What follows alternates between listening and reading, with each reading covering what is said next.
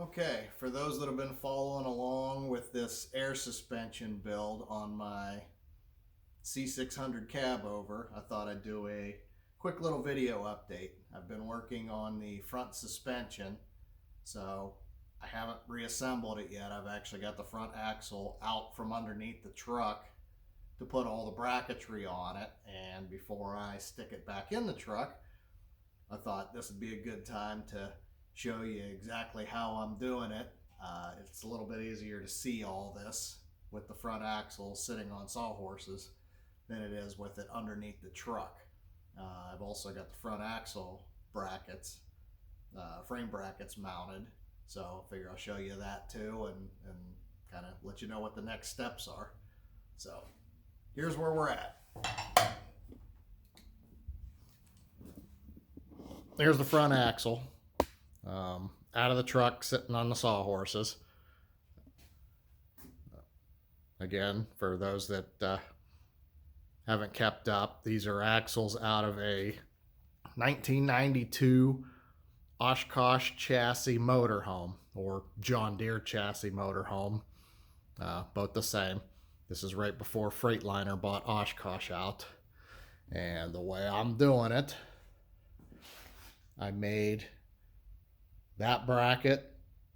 It bolts on right on top of the axle, right through the holes where the leaf springs are. There's the link bars, brackets.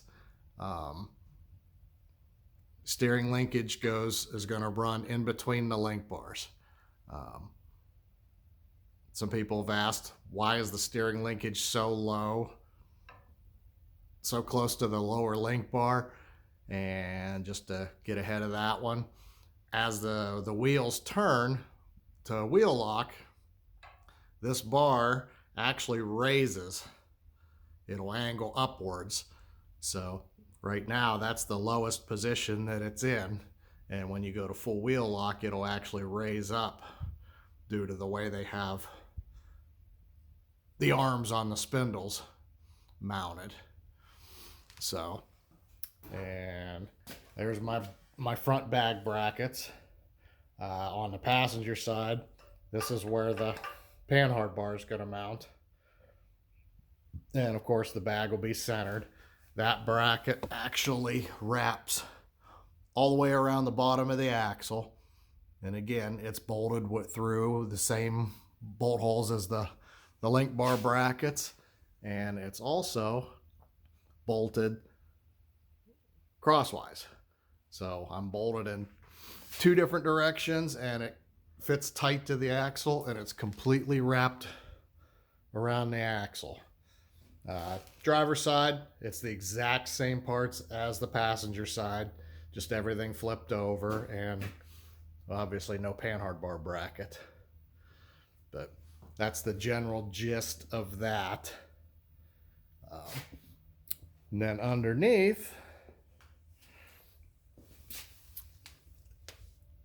there's the frame bracket all mounted up.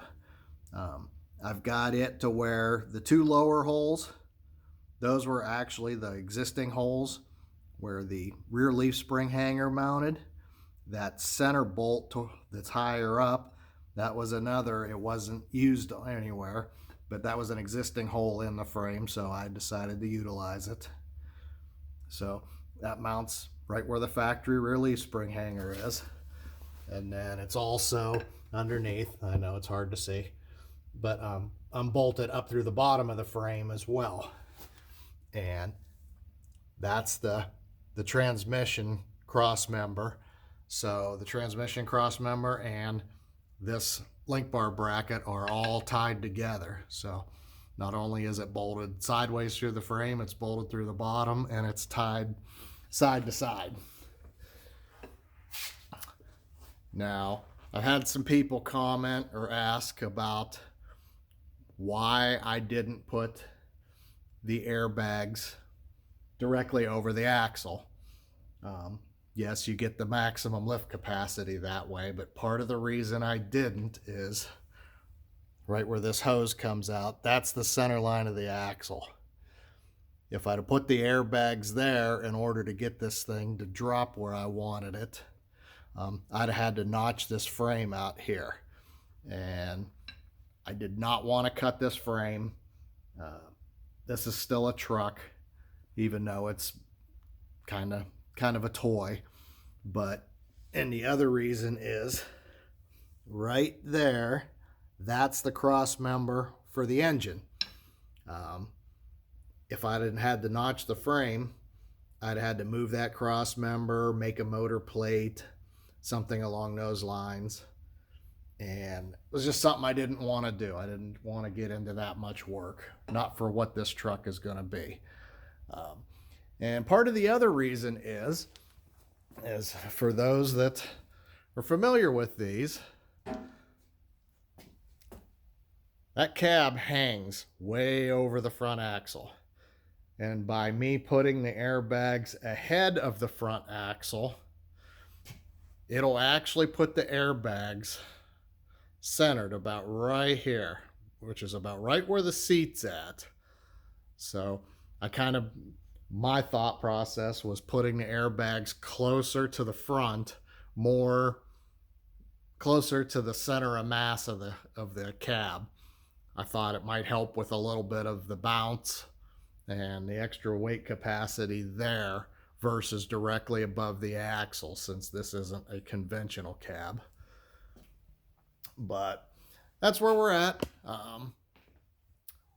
So hopefully the next step, probably by this weekend, I'm hoping to get the front axle underneath the truck, get the link bars in, get the wheelbase set so that I can start figuring out exactly where I want to mount the upper bag brackets. I'll get those mounted to the frame, get the airbags in it, get the leveling valves mounted.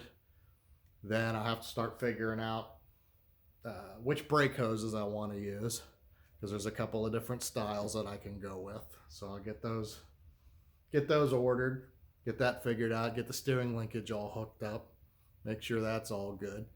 And hopefully the next video, I can make this thing go up and down just with shop air, but have everything mounted, make it go up and down, and maybe make the entire truck go up and down. Let everybody see what it's going to look like. So that's where we're at. Just again, a quick little update since before the axle goes onto the front end. So those of you watching, I appreciate it, and stay tuned for the next one.